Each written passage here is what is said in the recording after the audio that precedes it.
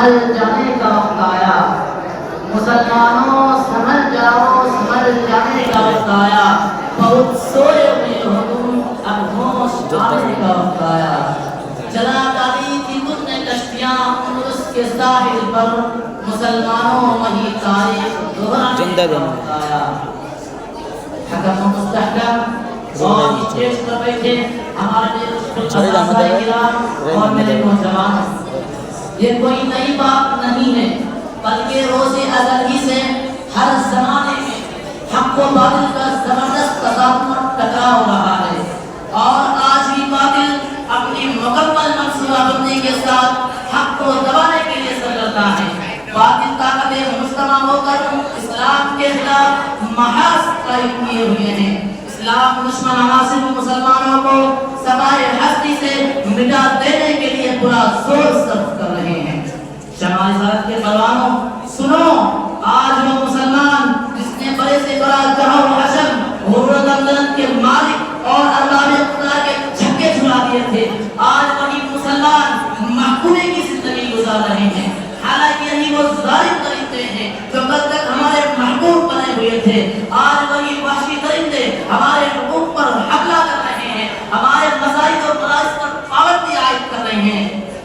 ملت اسلامیہ کے پاسبانوں یاد رکھو، آج تو یہ ہمارے مدارس پر حملہ کر رہے ہیں، کل ہماری تعلیم پر حملہ کریں گے، آج یہ ہمارے عبادت گاہوں پر حملہ کر رہے ہیں، کل ہماری عبادت پر حملہ کریں گے، اور ہمیں اس کو نابود کر دیا جائے گا، ہمیں ختم کر دیا جائے گا۔ ملت اسلامیہ کے غیور فرزندوں، آپ کو اچھی طرح معلوم ہے کہ 13ویں صدی عیسوی میں جب ہندوستان انگریزوں کی چنگل میں سسک رہا تھا، تو ایسے نازک وقت میں سب سے پہلے ہمارے علماء ربانیین نے ہی انگریزوں اور تمام ظلم و ستم کے خلاف علم بغاوت بلند کیا، اور اس ملک کو جمہوریت قرار دیتے ہوئے غیروں کو یہاں کے تخت و تاج کا مالک بنا دیا۔ مگر علماء ربانیین کو یہ خبر نہیں تھی یہی ملک آگے چل کر ہمارے مذہب و ایمان کا دشمن بن جائے گا۔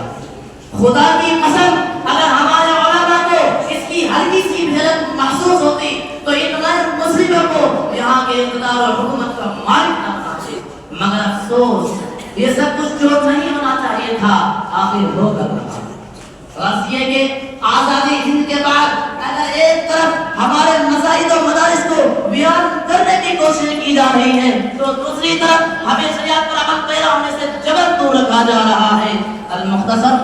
ہمیں بھی ہمارے ملک میں غدار وطن سے نوازا جا رہا ہے، لیکن میں پوچھنا چاہتا ہوں ان پارلیمنٹ میں بیٹھنے والے حکومت کے ذمہ داروں سے، کیا دن بتاؤ کہ 1992 میں بابری مسجد کو شہید کرنے والا کون تھا؟ اس وقت غدار وطن کون تھا؟ اگر اس سوال کو برسر کیا جائے تو مسٹر کلیان سنگھ کا نام آتا ہے، جنہوں نے ہندوستان کی حکومت عالیہ کا مذاق اڑاتے ہوئے بابری مسجد کی اینٹ سے اینٹ بنا دی تھی۔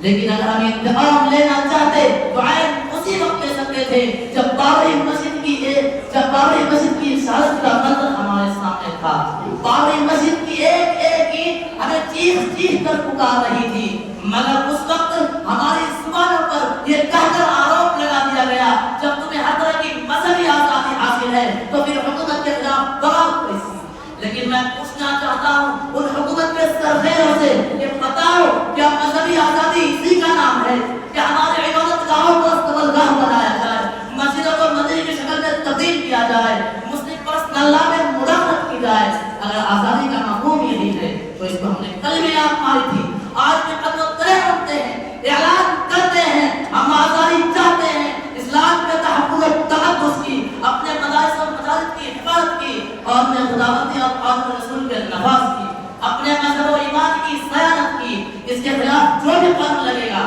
ہم اس کو کسی بھی قیمت پر برداشت نہیں کریں گے۔ ہم ملک کے غدار نہیں ہیں، اس غیر جمہوری قوانین کے ذریعے ہمارے مذہبی حقوق چھیننے کی جو کوشش کی جا رہی ہے ہم انہیں قطعاً برداشت نہیں کر سکتے۔ حضرات،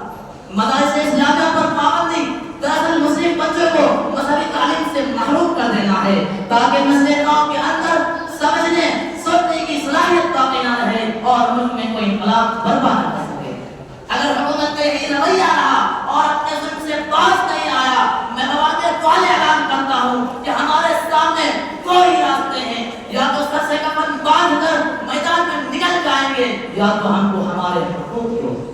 آخر میں پوچھنا چاہتا ہوں حکومت سے کہ بتاؤ دنیا میں کون سی ایسی جگہ ہے جہاں ایسا اللہ قانون اور سنویدھان نافذ کیا گیا ہو؟ کوئی بھی دیش کے ساتھ ہے۔ ملت اسلامیہ کے غازیوں خوب سمجھ لو، اس کا جواب صرف یہی ہو سکتا ہے کہ ان روسائے سلطنت کو یہ معلوم تھا جب تک مسلمان اپنے دین و ایمان پر جمے رہیں گے اس وقت تک انہیں کوئی ظالم حکومت ختم نہیں کر سکتی، کیونکہ انہیں معلوم تھا کہ مٹھی بھر مسلمان اپنے بازو کی طاقت سے دوسرے بڑی سی بڑی طاقت کو زیر کر دیتے ہیں، کیونکہ انہیں 313 افراد کی جماعت کا ہزاروں کے مقابلے میں ڈٹ جانا آیا تھا۔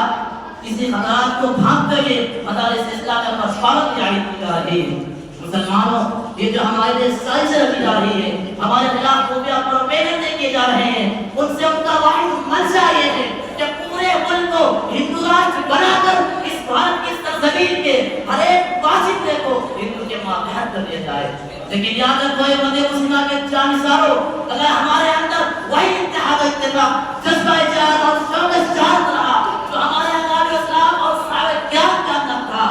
تو ہم اس ملک کے ہندو راج بنانے والے کتوں کو بتا دیں گے اور کہہ دیں گے کہ مٹا سکے ہم کو اس زمانے میں تک نہیں، ارے مٹا سکے ہم کو اس زمانے میں تک نہیں، زمانہ ہم سے زمانے سے